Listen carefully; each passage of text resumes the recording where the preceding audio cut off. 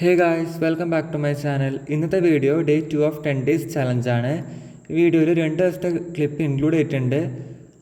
അതായത് 2 ദിവസമായിട്ട് ഞാൻ കാര്യമായിട്ട് പഠിച്ചിട്ടില്ല എന്ന് പറയുന്നില്ലെങ്കിലും കുറച്ചൊക്കെ പഠിച്ചിട്ടുണ്ട്.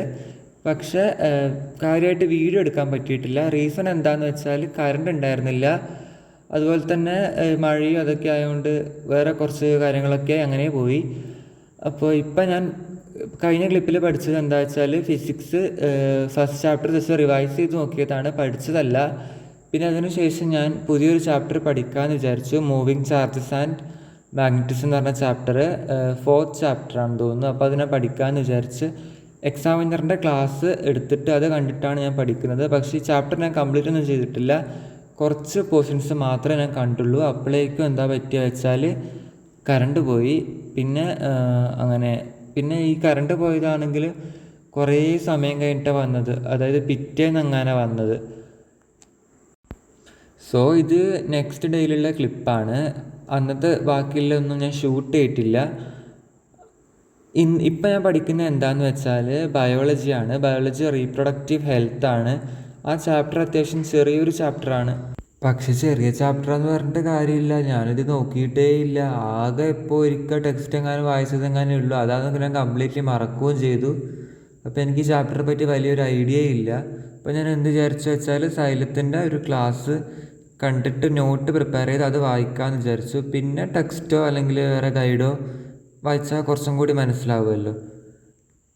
കാരണം സൈലത്തിൻ്റെ നോട്ട് കുറച്ചും കൂടി ഒരു സിമ്പിൾ ലാംഗ്വേജിലായതുകൊണ്ട് തന്നെ പെട്ടെന്ന് അത് വായിക്കുമ്പം ക്യാച്ച് ചെയ്യാൻ പറ്റും. പിന്നെ ഈ സാറിൻ്റെ ക്ലാസ്സും എനിക്ക് അത്യാവശ്യം ഇഷ്ടമാണ്. നല്ല രീതിയിൽ മനസ്സിലാവും, നല്ല രീതിയിൽ എക്സ്പ്ലെയിൻ ചെയ്യുന്ന ക്ലാസ്സുമാണ്.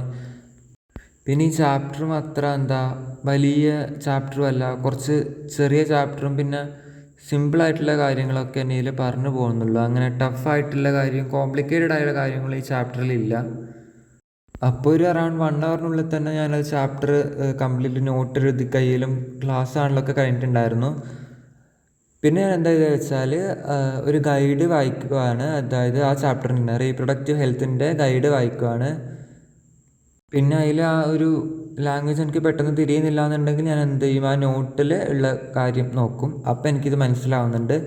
അങ്ങനെ ആ ഒരു ചാപ്റ്റർ റീപ്രൊഡക്റ്റീവ് ഹെൽത്ത് ഞാൻ ഇന്ന് ഫുള്ള് കംപ്ലീറ്റ് ചെയ്ത് പഠിച്ചു. ജസ്റ്റ് വായിക്കുമ്പോൾ തന്നെ അത് കുറേയൊക്കെ ക്യാച്ച് ചെയ്യാൻ പറ്റുന്നുണ്ട്. പക്ഷേ ഇതിൻ്റെ മുമ്പുള്ള ചാപ്റ്റർ അങ്ങനെയല്ല. ഹ്യൂമൻ റീപ്രൊഡക്ഷൻ കുറച്ച് ടഫായിട്ട് എനിക്ക് ഫീൽ ചെയ്തു. അതേപോലെ തന്നെ ബോട്ടണി ഫസ്റ്റ് ചാപ്റ്ററും കുറച്ച് പാടായിട്ടാണ് എനിക്ക് തോന്നിയത്. എസ്പെഷ്യലി ആ ലാസ്റ്റ് പോർഷൻസൊന്നും എനിക്ക് ഇപ്പോഴും ഒന്നും ക്ലിയർ അല്ല.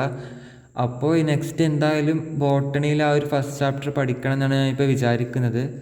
അതിനുശേഷം ഞാൻ കെമിസ്ട്രി കെമിക്കൽ കൈനറ്റിക്സ് ഒരു നല്ല ക്ലാസ് തപ്പി ഇറങ്ങിയതാണ്. പക്ഷേ എനിക്ക് നല്ലൊരു ക്ലാസ് കിട്ടിയിട്ടില്ല. അപ്പം ഞാൻ അങ്ങനെ നോക്കുമ്പോൾ നെക്സ്റ്റ് ടോപ്പേഴ്സിൻ്റെ ഒരു ക്ലാസ് കണ്ടു. അതിന് അറൗണ്ട് ഒരു 44 മിനിറ്റ്സ് അങ്ങനെ ലെങ്ത് ഉണ്ടായിരുന്നുള്ളൂ എന്ന് തോന്നുന്നു. അപ്പോൾ ആ ഒരു ക്ലാസ്സിന് ജസ്റ്റ് ഇങ്ങനെ ഓടിച്ച് നോക്കി അതിൽ എന്താ ഉള്ളതെന്ന്.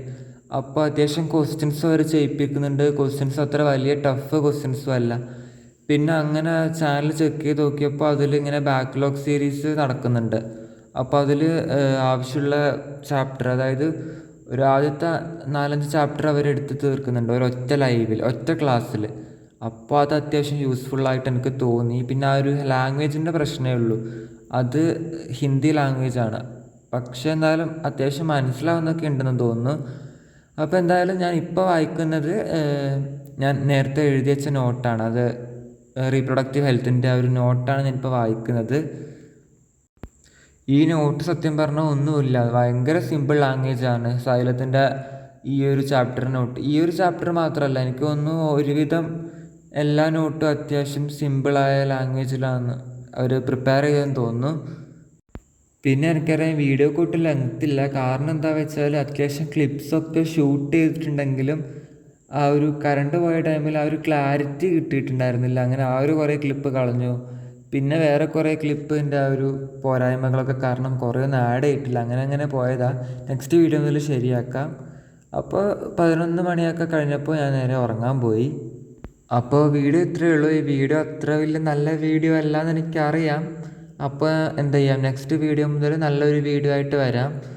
അത്യാവശ്യം പ്രൊഡക്റ്റീവ് ആയതും ലെങ്ത് ഉള്ളതുമൊക്കെ ആയ വീഡിയോ ആയിട്ട് നെക്സ്റ്റ് വീഡിയോയിൽ വരാം. അപ്പോൾ ചാനൽ ഇഷ്ടപ്പെട്ടാൽ കൂടുതൽ വീഡിയോസിനായിട്ട് സബ്സ്ക്രൈബ് ചെയ്യുക. കോണ്ടൻറ്റ് ഇഷ്ടപ്പെടുകയാണെന്നുണ്ടെങ്കിൽ കൂടുതൽ പേർക്ക് ഷെയറും കൂടി ചെയ്യുക. ബൈ.